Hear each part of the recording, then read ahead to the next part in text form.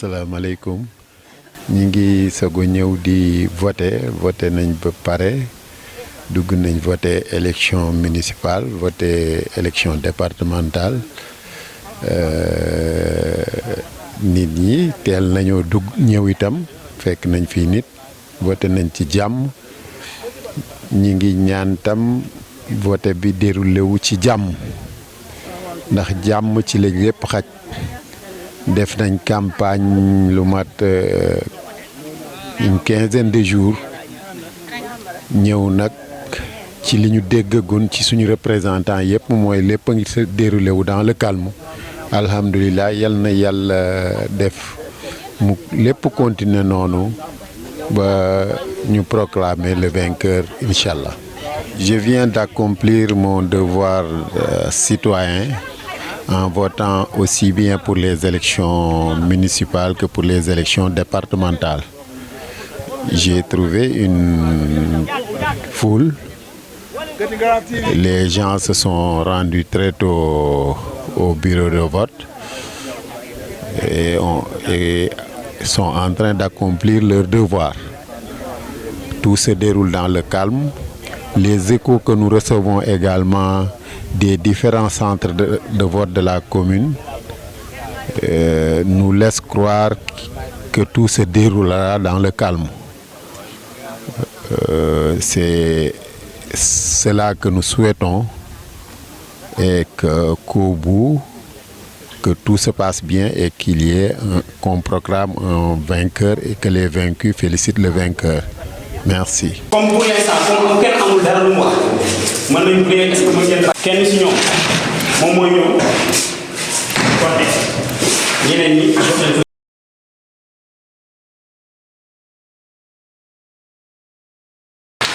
Bon avant ñuy commencer kenn si yéen ñi nga xam représentant li si ku ci amul confiance ki ñu jël pour ñuy def ko décompté mën ngeen ko wax teel balaa ñu ngeen tracé. Deuxième bi bu ne am yaakaar am na 2 ngeen coche au fur et à mesure ba ngeen dem ci 10 na ngeen continuer nii horizontalement léegi bu ñu demee par exemple benn bulletin génn ñu ne bii par exemple gëm sa bopp da ngeen dem ci gëm sa bopp ngeen tracé léegi nag yéen ñëpp ay defandoo bu ñu paree ñëpp ay xam noo ku nekk ñii la parce que ñeent ñëpp xam ku nekk du toog place keneen du xool li kee def pour l'instant s'il vous plaît pour l'instant ci cadre nga dañuy génnee fii du ngeen ko compter GP bu demee ba compter bi am mooy ci day génne GP G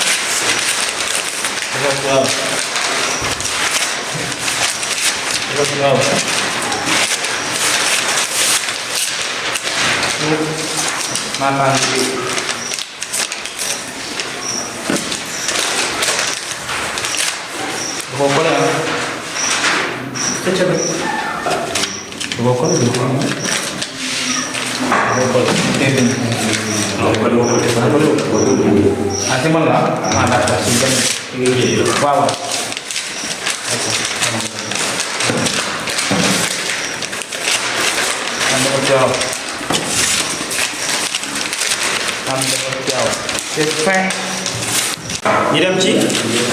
wàllu Sénégal c'est bon 1 2 3 4 5 loolu ngeen def baax na bàyyi c'est bon 5 wàllu Sénégal ñu dem Benno Bokk Yaakaar c'est bon yeneen 22 23 24 25 26 c'est bon baax na ñu avance. Benno Bokk Yaakaar 26. Benno Bokk Yaakaar 26 loolu ngeen def ku nekk na vérifié waat lu def est-ce que am na 26. dama am 27 de kay wàññi lu benn. waaw jëlee ko blanc tout ça va jëlee blanc 26 26. ànd defar Tiwaawan. Dégal fi. 1, 2, 3, 186, 187, 188, 189, 190, 191, 192, 193, 194, 195, 196, 197, 198, 199, 200, 201, 202, 203, 204, 205, 206, 207 et 208. 208 voix. Départemental bi yéen ñi nga xamante ni yéen fi nekkoon départemental bi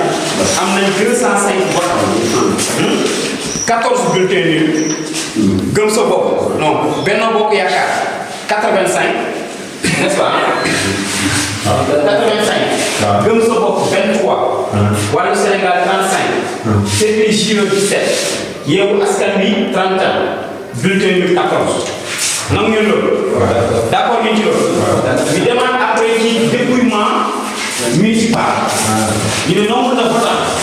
248. benn bulletin nul. n'est-ce pas. Benno Bokk Yaakaar 26. Gëm sa bopp 4.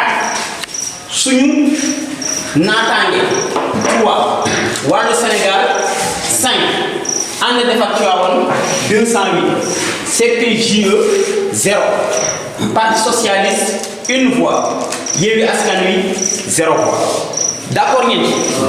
kon jàpp ngeen ni liñ def fii nëpp amul benn yoon bi nga xamante ne def nañ ci lu wala leneen wóor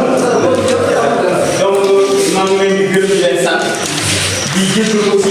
jàngaay bi xam ne liggéey mooy taw kon bu dee léegi. salaamaaleykum mbooloo mi maa ngi leen di nuyu kenn ku nekk ci turam ak santam. di nuyu aussi auditeurs yi ak ñi nga xamante ne ñoom ñoo jàkkaarloog ñun présentement di ñu déglu wala di ñu seetaan bon seulement ci ñoo ngi nekkoon ci élection municipale et départementale bi nga xamante ne bu ñu doon def tey de bésum tey mu nekk le 23 janvier 2022 fii ci Gati Ngaraf donc fii Gati Ngaraf amoon benn bureau de vote bi nga xamante ne ñi ngeen gis sama ginnaaw. ñoom ñoo nekkoon ci bureau de vote bi donc man maa nekkoon président bureau de vote bi madame bi nekk suñu wet moom moo nekk bi nekk sama droite moom moo doon assesseur bi donc am nañ aussi secrétaire bi muy monsieur Ndiaye new fi à l'instant dafa génn donc ñaar ñi sama ginnaaw aussi ñoo nekkoon waa SEDA ñoo représenté woon SEDA muy superviseur bi ak contrôleur bi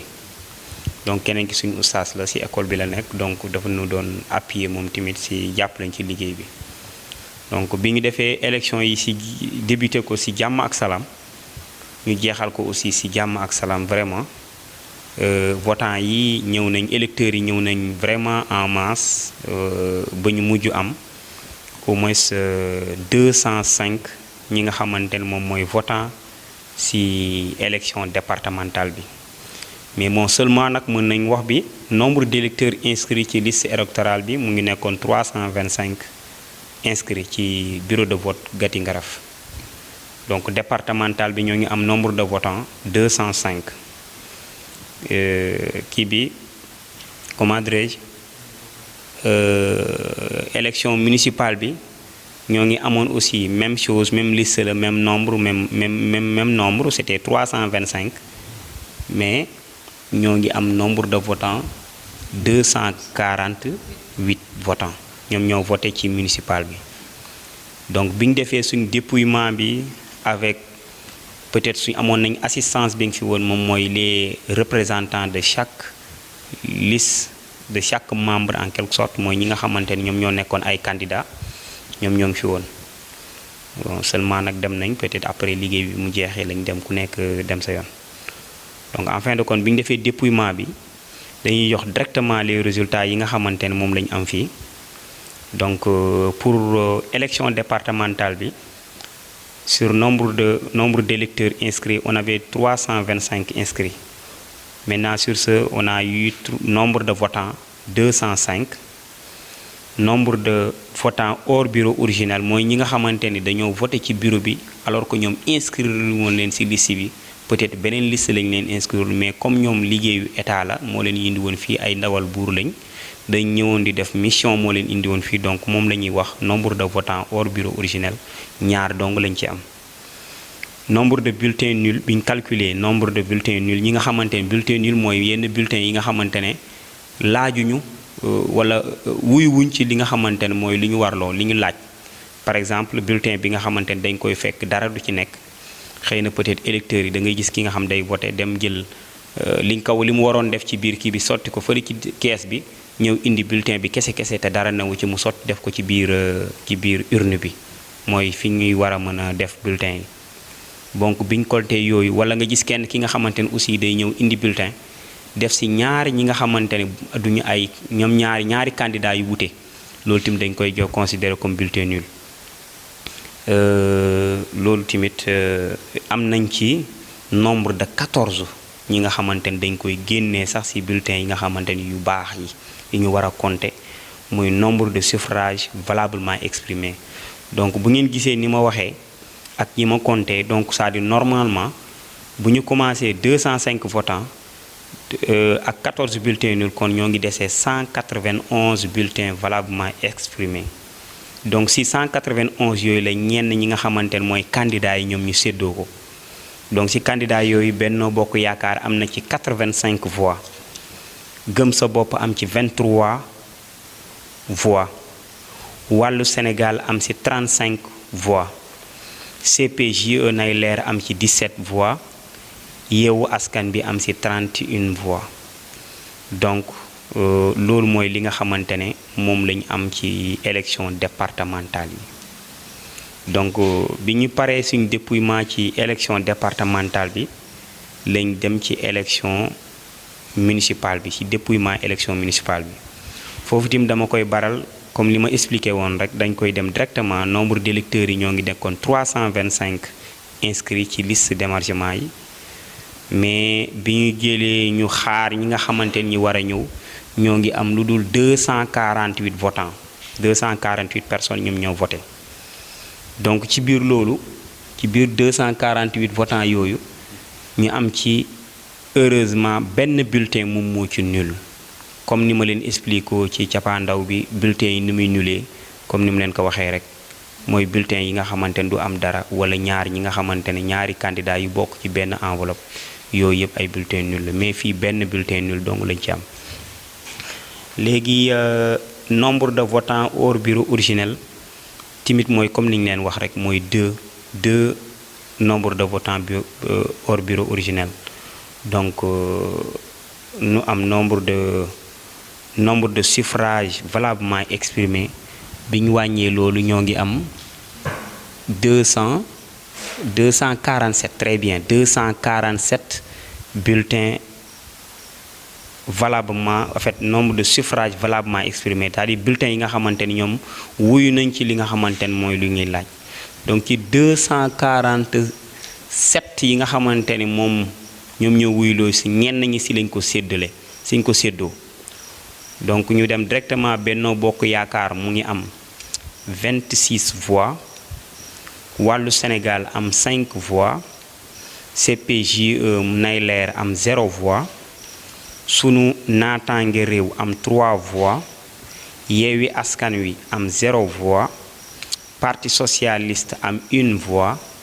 Gëm Sa Bopp am 4 voix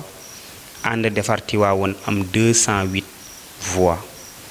donc en fin de compte loolu bi ñu demee ba jeexal ñi nga xamante ne mooy assistance bi ñi nga xamante ne moom mooy ñi nga xam ñoo fi nekkuloon waa parti si lañ leen laaj ak assemblée beeg waa Sénat ñi représenté Sénat mooy superviseur beeg comment dirais-je ak contrôleur bi ñu laaj leen est-ce que amul benn yoon bi nga xamante nit ki am na ci li nga xamante ne lu ko leerul ñoom ñëpp ñu accepté ñu ne am nañ ci lu ñu leer ñu nangoo résultat yi comme ni nga ko war a nangoowee donc ñu wax rek alhamdulilah kon ça veut dire commencé nañ ko ci bismillahi rahmaani rahim jeexalee ko ci alhamdulilahi rabil alamin kon ñoo ngi leen di gërëm di leen sant di wax ni que le meilleur gagne donc yàlla baax na merci jërëjëf